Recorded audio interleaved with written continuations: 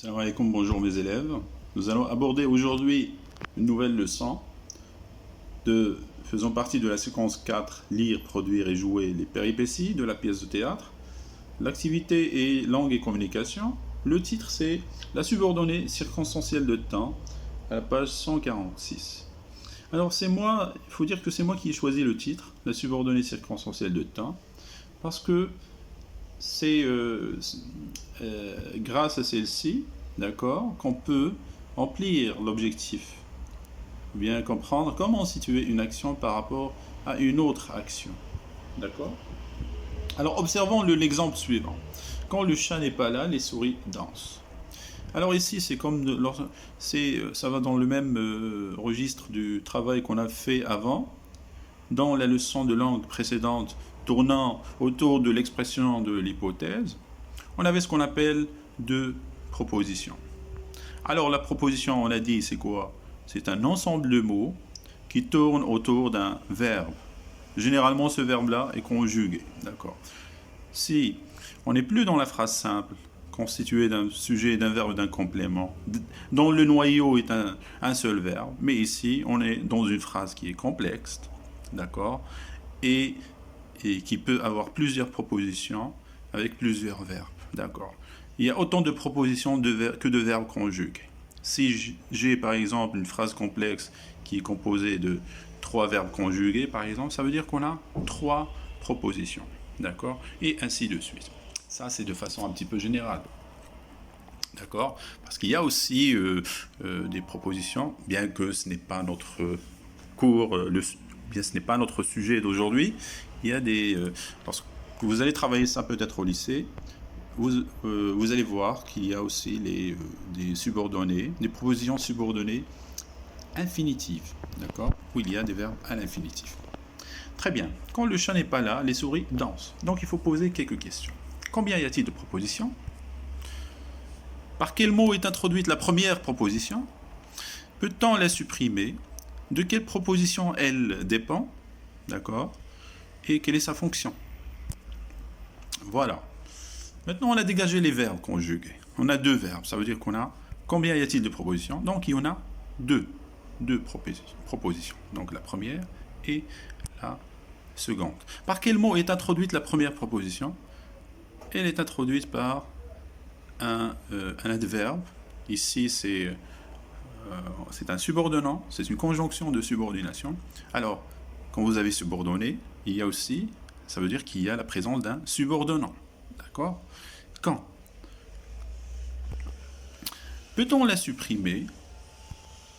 Donc, de quelle proposition elle dépend? Et quelle est sa fonction? Oui, c'est les mêmes questions qu'on a posées avant. Voilà. Quand le chat n'est pas là, tout ça, ce qui est encadré en couleur, c'est une proposition subordonnée. D'accord. Peut-on la supprimer? Oui. Si on la supprime, qu'est-ce qui va nous rester? Les souris dansent.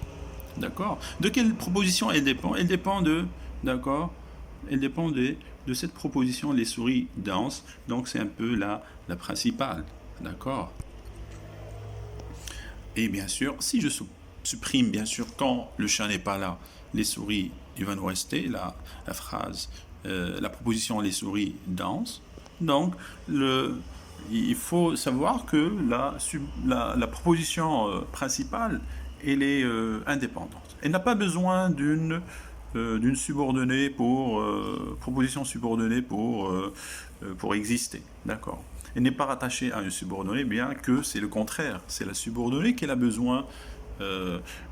C'est la subordonnée qui a besoin, bien sûr, d'une principale, d'accord. Donc la principale, elle se suffit à elle-même, elle est indépendante. Voilà. Quelle est sa fonction? Alors, regardez bien. Ici, on est, comme on dit, dans une phrase complexe. Il y a 2 propositions. Si je reviens à la phrase simple, si je dis les souris dansent le matin, alors le matin sera quoi? C'est un complément circonstanciel de temps. D'accord. C'est la même chose ici. Sauf que, donc, le matin c'est le complément circonstanciel du verbe danser. La même chose ici. D'accord. Quand est-ce que les souris dansent? Les souris dansent le matin On va remplacer le matin par quand le chat n'est pas là. Alors, pardon, quand le chat n'est pas là.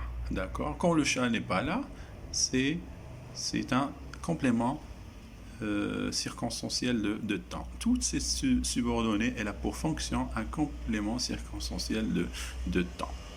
Et toute cette subordonnée, elle est le complément circonstanciel du verbe danser. Voilà. Très bien. Maintenant, on va prendre un autre exemple. C'est tiré du manuel de la page 146 du support. La première phrase, vous avez la femme de l'ogre. Entrez donc, mon mari n'est pas encore revenu de la chasse. Mais dès qu'il sera là, pas un bruit. Et cachez-vous sous le buffet. Et cachez-vous sous le buffet. Voilà. Vous avez remarqué, bien sûr, dès que, comme quand, c'est un subordonnant. D'accord? Donc, vous avez compris qu'il s'agit là d'une subordonnée. D'accord? Cachez-vous sous le buffet, c'est une principale. D'accord? Alors, vous allez vous cacher sous le buffet quand? Dès que le mari sera là. Cachez-vous sous le buffet quand? Quand est-ce que? Dès qu'il sera là. D'accord. Alors, attention ici. Alors, attention, ça c'est l'élément essentiel pour bien comprendre la leçon. Quelle action a-t-elle eu lieu en premier? Quelle action a commencé? Est-ce que celle de la principale ou bien celle de la subordonnée? D'accord? Alors pour répondre à cette question, nous avons besoin de savoir que la principale est toujours le point de repère. D'accord? Le point de référence. D'accord? C'est comme dans les localisateurs. D'accord? Bien sûr, quand vous avez la phrase le livre se trouve sur la table, d'accord? Le point de repère ici, c'est la table. C'est à travers la table qu'on a compris que on a bien situé la position du livre, où se trouve le livre.